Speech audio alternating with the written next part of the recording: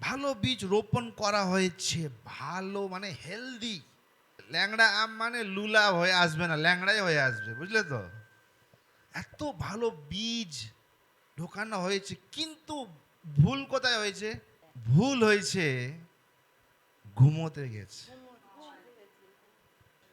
যারা চৌকিদারি করে, যদি চৌকিদারি ঘুমিয়ে পড়তে, তো ঘর চুরি হবে। এই যে আমাদের এখানে বুড়ো আছে, চাচা সো রে হো, নেই। একটা ভালো বীজ, ভালো বীজ, কিন্তু যেহেতু ওনারা ঘুমিয়ে পড়েছে, শত্রুরা এসে জংলি বীজ লাগাই গিয়েছে সাইডে। নেক্সট ডে ওরা উঠলো, নর্মাল আছে। নেক্সট ডে উঠলো, নর্মাল আছে। একটা বীজ, বীজ তো দিল, বীজ দেওয়ার পর ওরা এসে দেখছে কি বীজ দিয়েছে রাত্রে, সকালে আমার ঘুম থেকে উঠলো, জানেই না।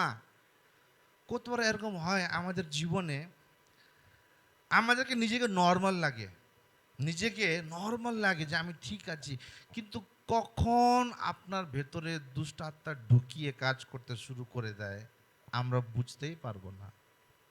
তাই বাইবেলে কি লেখা আছে? জাগতে রহো, निरंतर प्रार्थना में लगे रहो।